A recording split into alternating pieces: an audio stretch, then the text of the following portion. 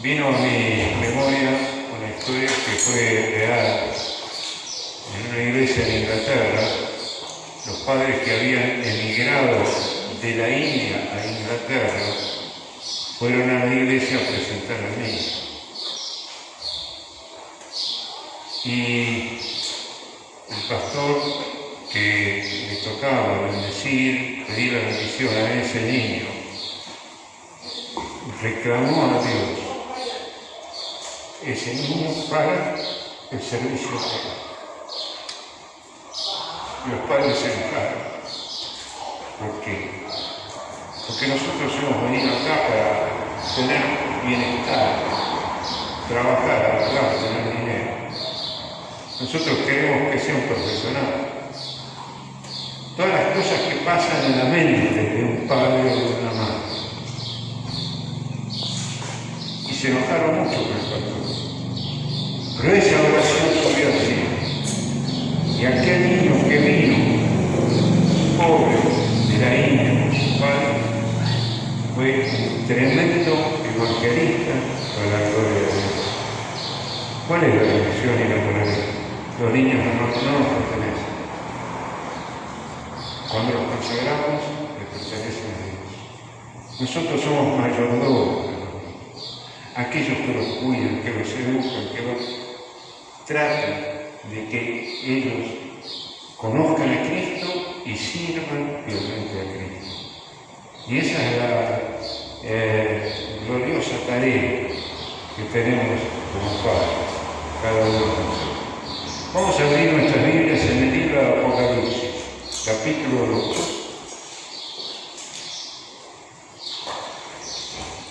Capítulo 3, versículo 14.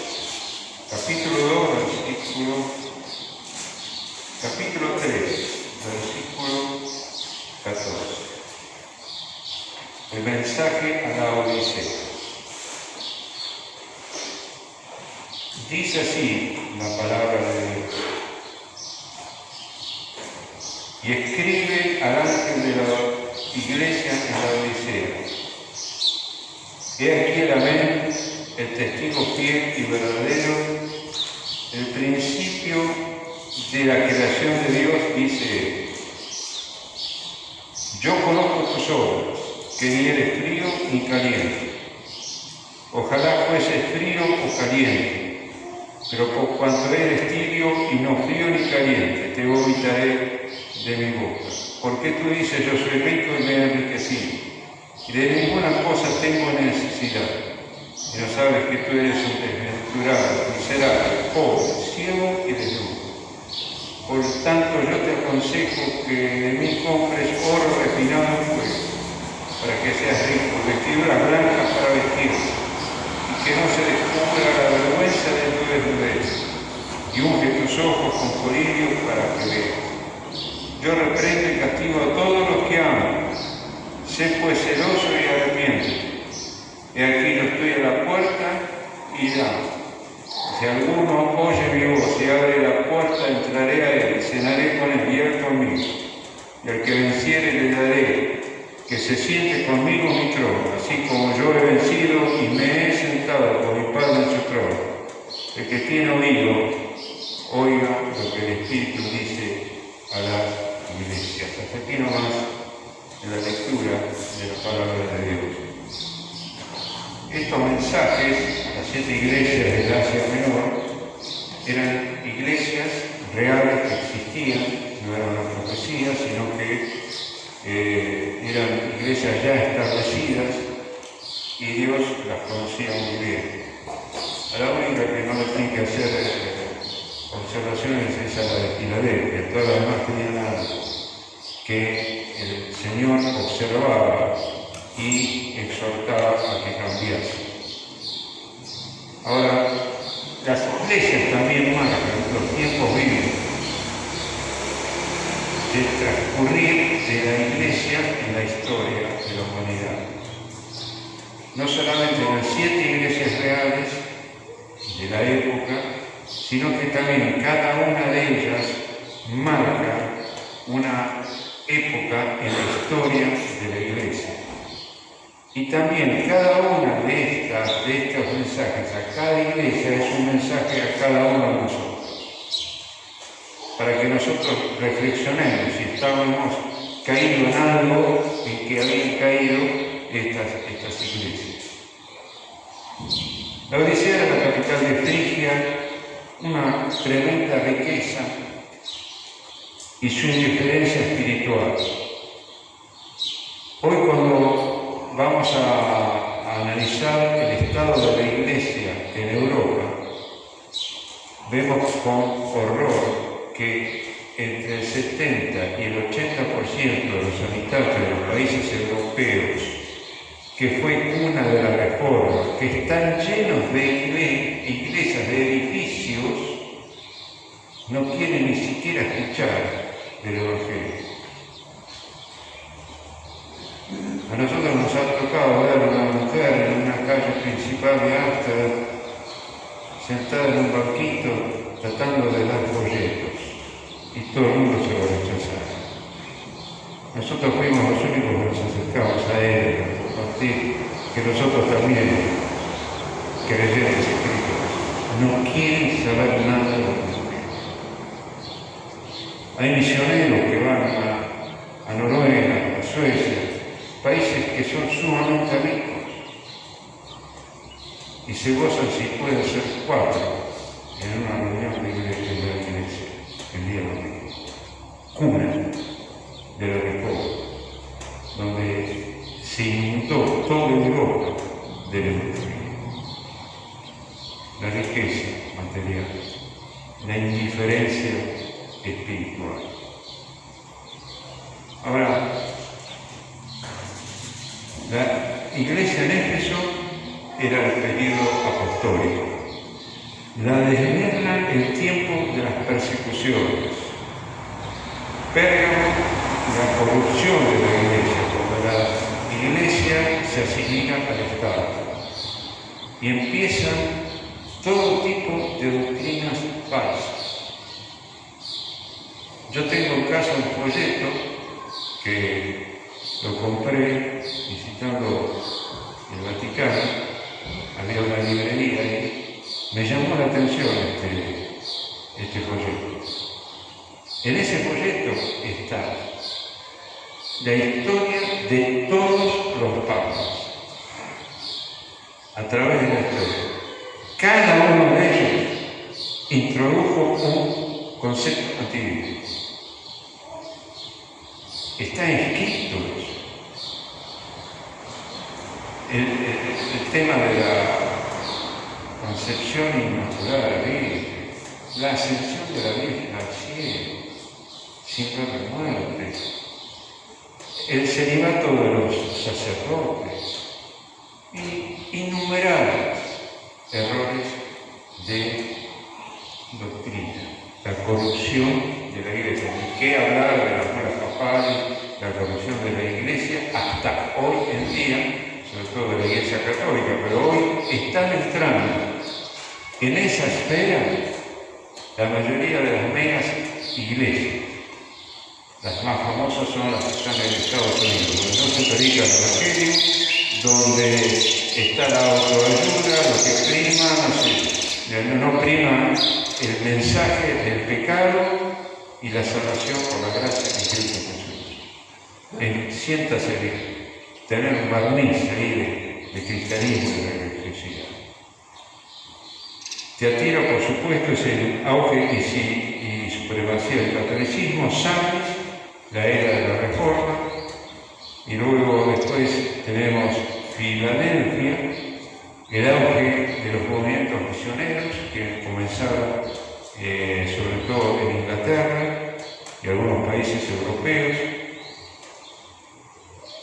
misionero evangelístico por excelencia, y finalmente la Iglesia de la Odisea, periodo de la apostasía de la Iglesia. Y vaya que hay apostasía. Lo que más conocemos nosotros es el Evangelio de la prosperidad, ¿no es cierto? Lo escuchamos en televisión, en todas partes. Y se hace poco énfasis en la doctrina real del Evangelio. Pero hay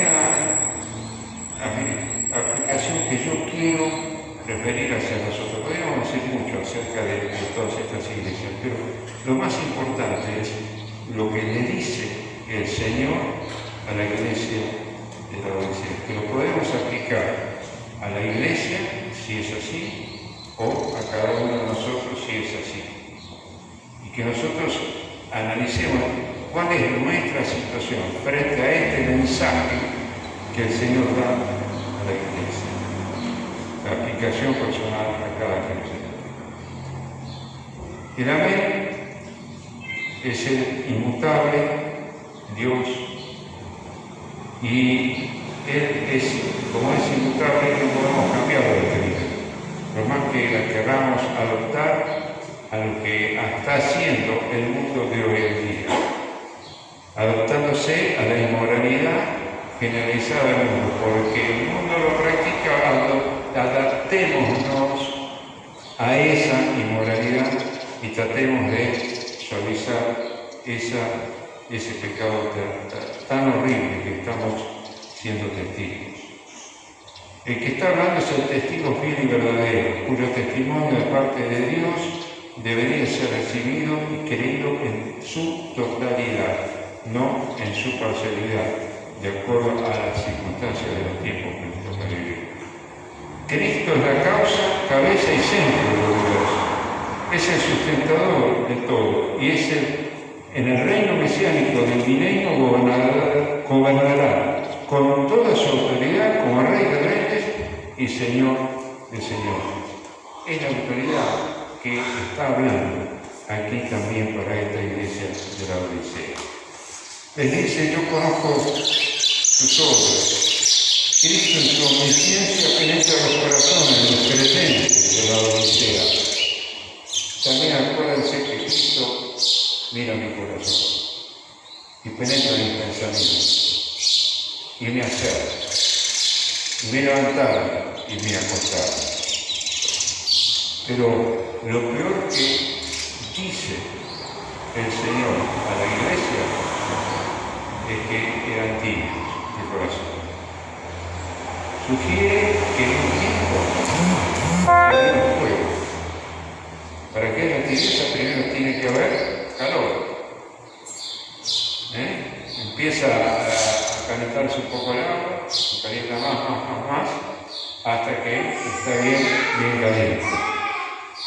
Quiere decir que en un momento los creyentes de esa iglesia ardían por el Evangelio, ardían por el Señor.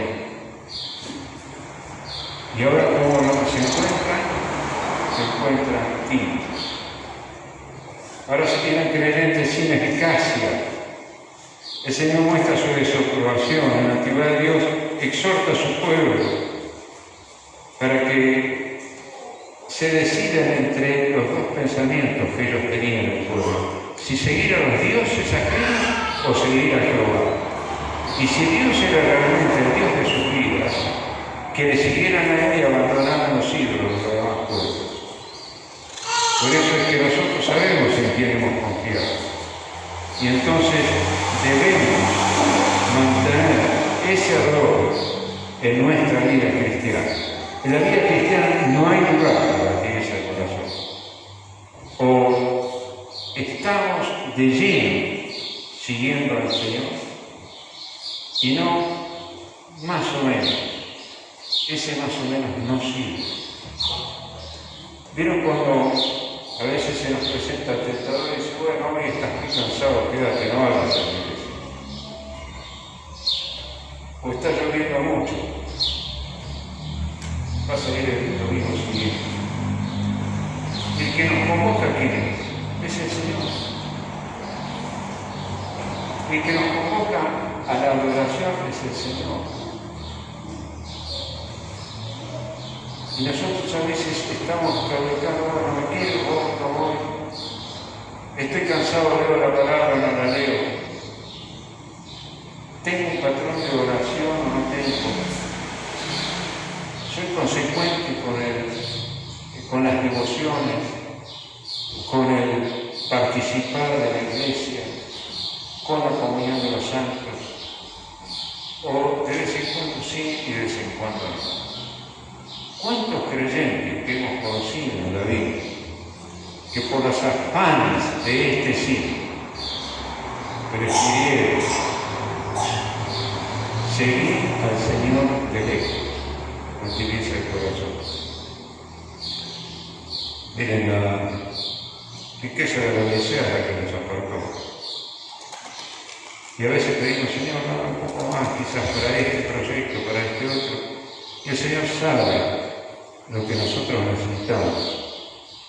Pero que Dios nos permita que el afán del progreso o las necesidades materiales nos impidan tener una comunión plena con el Señor.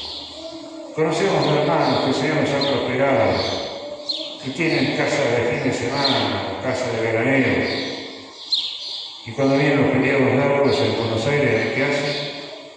Se van a la casa de veraneo, a la casa de fin de semana, y no van a la iglesia. ¿Se dan cuenta de lo que uno quiere decir? No estoy diciendo que este sea el problema de ustedes ni nada por el estilo, pero la prioridad siempre tiene que ser el Señor. Nosotros fuimos educados en una escuela muy especial en casa. El domingo era el día del Señor. Supónganse que había un casamiento al cual era invitado mi padre y íbamos con él. Sábado a la noche. Ni se había cortado la torta todavía. Miraba el reloj. Son las 8. Nos vamos. Empezó el día del Señor. Y no había protesta, ni nada por el estilo. Nosotros sabíamos que era el día del Señor. Nada de dejar las cosas del Señor por el deporte, por otros entretenimientos. Yo trabajaba y estudiaba en la universidad, y el domingo, ¿saben cuando empezaba a estudiar? Después de la última reunión, que era la explicación a la noche. Aunque me costara estudiar hasta las 4 de la mañana del día siguiente. Porque siempre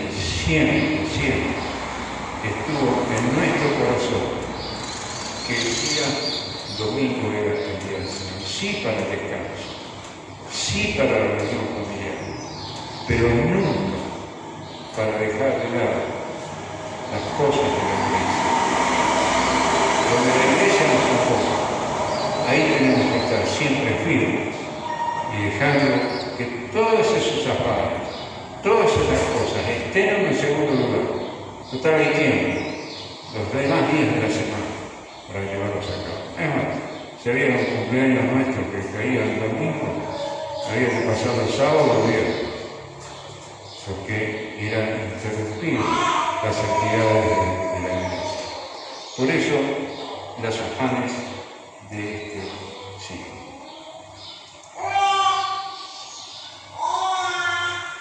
Si hemos abrazado la fe, tenemos que seguir apasionados. ¿Por qué? Como nos dice la palabra. Ahora, el castigo, hay un castigo a aquellos que se enfrían y a aquellos que rechazan a Cristo habiéndolo conocido, que dice que nos vomitará de su boca. Duro el Señor. Nos vomitará de su boca, no nos quiere permitir ni fríos ni corazón. Y aquellos que se han creído y se han enfriado, se han apartado, según el verso 3:19, recibirán la disciplina del Señor.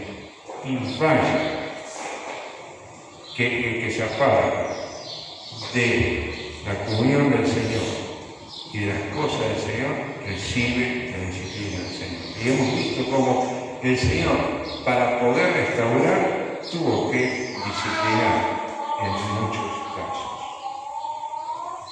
La Iglesia moderna pretende con sus estructuras y sus planificaciones prosperar. Resulta que en Estados Unidos, que era el director de la Convención Bautista del Sur, que es la que tiene la verdadera doctrina, decretaron el año de la evangelización de las iglesias bautistas de la Convención del Sur.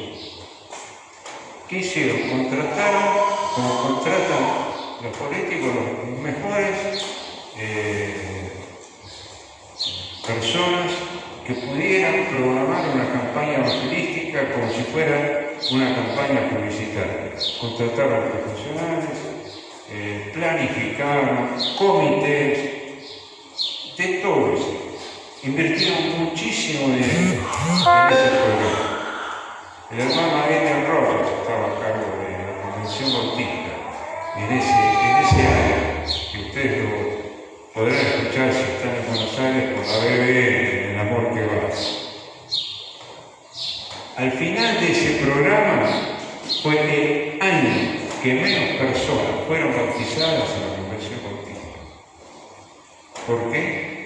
Porque el Señor estaba fuera de los concilios de la Iglesia, del pensamiento de la Iglesia. Pensaron que con el dinero, con la planificación y con el asesoramiento profesional, ellos iban a conseguir ese cometido. Y no es así. Solamente la guía del Espíritu Santo debe intervenir en todos los planes de la Iglesia, aunque el mundo moderno piense otra cosa. Por eso dice: yo conozco tus obras. Y entonces Dios la considera desventurada, miserable, pobre porque tenía bancarrota espiritual, ciego porque era incapaz de ver su propia condición y desnudo sin vestidura espiritual.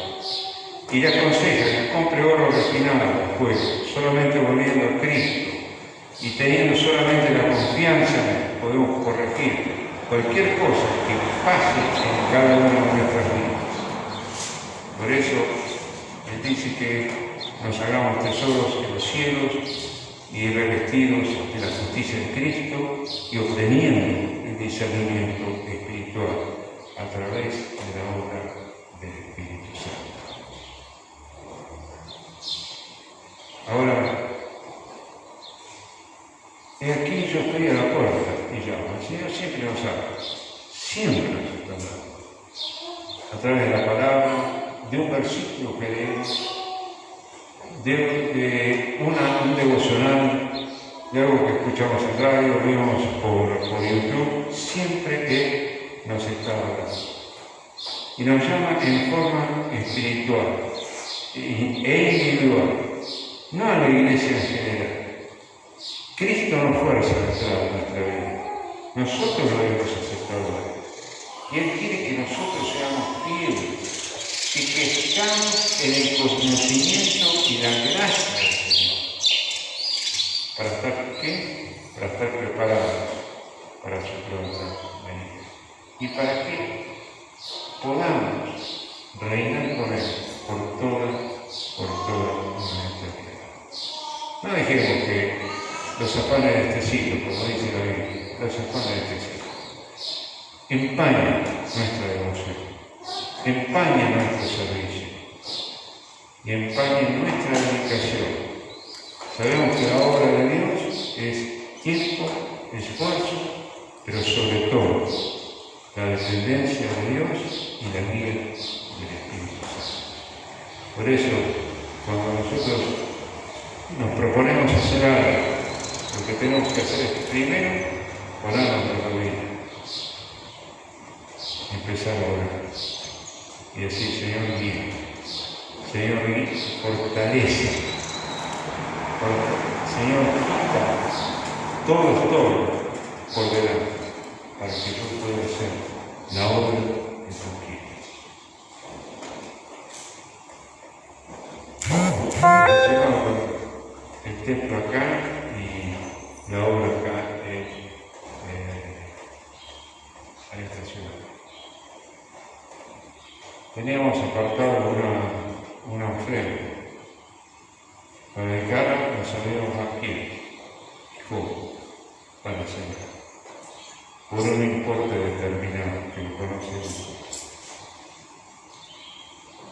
Oramos. Señor, ¿a quién? No fue casualidad, lo llama a Dios. ¿Cómo estás? Bien, acá estamos, acá,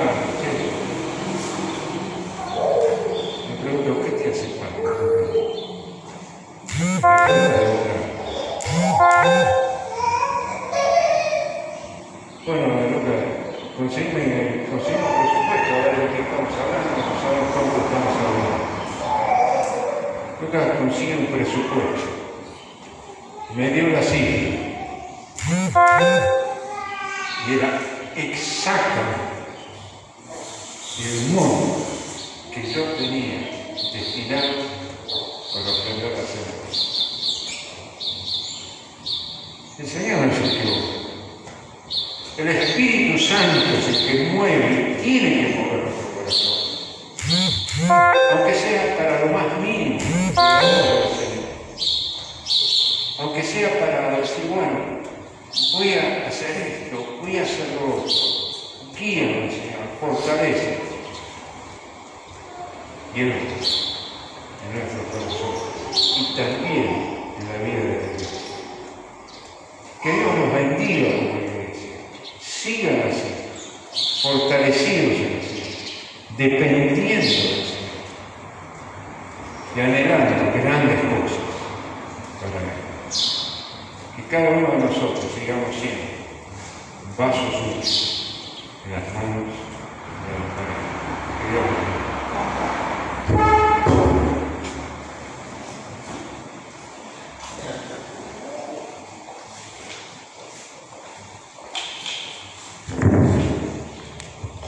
Bueno, gracias Juan por el tiempo con la palabra. Hermoso mensaje de Apocalipsis. Y el Señor dice: de aquí yo estoy a la puerta ahí y llamo. Si alguno oye mi voz y abre, yo entraré y cenaré y hablaré de comunión ahí, ¿no es cierto? Gracias por la visita. Gracias por orar por este lugar, por los años que han pasado, y el Señor ha sido bueno, ¿no es cierto? Gracias por el apoyo siempre, a la distancia, orando, dando también, ¿sí? A ellos siempre les he comunicado la construcción en general, la puerta esa que ya está puesta allí también, y sabemos que el Señor provee, que mueve diferentes personas, diferentes corazones, de acá de San Justo, fuera de San Justo, dando para que la obra del Señor siga avanzando. Todos somos parte de alguna u otra manera. ¿Sí? Vamos a terminar orando. ¿Sí? Vamos a hacer una oración dando gracias al Señor, porque esa es su voluntad, ¿sí? Que seamos agradecidos. Así que hay mucho por hacer. El Señor no ha venido todavía. La iglesia está sobre este mundo. La iglesia tiene mucho trabajo en esta sociedad, que se pierde, que le rechaza. Vos y yo cumplimos un papel muy importante en este mundo. Ni más ni menos somos representantes del mismo Señor, ¿no? Como embajadores de Él. Así que mucha tarea, mucho por hacer. Hay que remangarse. Hay que seguir adelante, ¿sí? Y que vos y yo podamos sumarnos para poder ser parte de la obra de Dios, ¿sí? Del ministerio aquí en la iglesia. Vamos a orar, vamos a ponernos de pie. Quiero terminar orando al Señor, y espero que vos también, donde estés allí, que su palabra haya sido buena, que haya podido llegar a tu mente, a tu corazón, que su palabra te lleve, te confronte. Tal vez si no te gustó lo que se dijo desde este púlpito, qué bueno que no te gustó, porque seguramente Dios quiere hablarte. Y si no te gustó es porque realmente incomoda. Y si incomoda la palabra de Dios, es bueno que la palabra de Dios incomode nuestras vidas. El Señor dice, yo estoy a la puerta y llamo. Él quiere que vos puedas disfrutar de una comunión con Él. No una religión, sino una comunión. Una comunión de amistad, si querés llamarlo así. Y de eso se trata la vida cristiana, ¿sí? De una relación con Jesucristo, que vos y yo podemos disfrutar. Vamos a orar dando gracias al Señor, ¿sí? Padre que estás en el cielo, en el nombre del Señor Jesús, te doy gracias, Señor, por este tiempo que hemos compartido juntos. Gracias, Señor, por Merita, por Juan. Gracias porque tú les has cuidado para llegar a estos puntos, Señor. Gracias porque lo podemos tener con nosotros, podemos disfrutar de ellos y ser bendecidos a través de ellos. Señor, oramos por ellos, oramos por el matrimonio, por Juan, por Merita, Señor, que tú les sigas usando. Que tú, Señor, puedas bendecir a muchos a través de sus vidas, Señor. Como siempre lo han hecho. Gracias por el tiempo que se tomaron. Que tú les cuides, les protejas, les puedas dar salud en todo momento, Señor. Y que ellos puedan seguir siendo un instrumento útil, Señor, en tus manos, para que la obra de Dios sobre este mundo pueda seguir avanzando y creciendo. Quiero orar, Señor, por mis hermanos aquí presentes, por cada mujer, por cada hombre, por cada familia. Señor, tú sabes cómo llegó cada uno de ellos hasta este lugar. Tú conoces nuestros corazones, conoces nuestros pensamientos, conoces en la condición en que llegamos, conoces cómo está nuestra vida espiritual. Yo te pido, Señor, que tú puedas hacer una obra en nuestros corazones, en mi vida, en cada uno de ellos, Señor. Que puedas hacer una obra para fortalecerles, animarles, sostenerles y desafiarles a poder seguir el camino de tu voluntad, Señor. Que, Señor, cada uno de ellos pueda buscarte, que tú puedas suplir sus necesidades, Señor, físicas, emocionales, que tú, Señor, puedas obrar en nuestros corazones para que Cristo sea formado, Señor, en nuestras vidas. Señor, bendice cada familia representada aquí, bendice a cada mujer, a cada hombre, esposo, esposa. Oramos por los niños que están allí dentro del salón pequeño. Oramos por ellos también, Señor, para que de allí puedan surgir hombres y mujeres que puedan amarte a ti, que puedan amar tu palabra y que puedan continuar, Señor. Cuando nosotros no estemos más, que ellos puedan continuar con el ministerio, con la obra, en este lugar, aquí en San Juan. Sabemos, Señor, que estamos de paso, porque caminamos hacia la gloria, hacia el otro lado de la eternidad, pero estamos acá, sobre este mundo. Que podamos ser luz y sal. Oramos por esta iglesia, oramos por este lugar, por esta propiedad, que fue destinada, Señor, para que tu nombre sea proclamado. Fue un lugar pensado para que la palabra sea predicada. Te doy gracias, Señor, porque a pesar de los años, a pesar de las pruebas y de la lucha, las puertas se siguen abriendo para que el mensaje de tu palabra sea anunciado y sea predicado. Señor, cuídanos en este día, que podamos disfrutar, cuídanos en la semana, cuídanos en donde tengamos que ir, que viajar, que en esta semana podamos nuevamente caminar contigo, que podamos tal vez arreglar cuentas contigo si hay cosas por arreglar. Tal vez hay pecados que dejar, Señor, queremos ser fortalecidos para dejar el pecado. Queremos tal vez comprometernos contigo, también nos cuesta, Señor, que tú puedas, Señor, producir en nosotros el querer y el hacer. y que podamos mostrarle a este mundo, Señor, que Jesús es una opción de vida, que en Él hay perdón de pecados, que en Él hay vida eterna, que en Él hay restauración. Te alabamos, Señor, en esta mañana. Gracias por este tiempo que tú nos regalaste juntos. Oramos en el nombre del Señor Jesús. Amén. Bueno, habíamos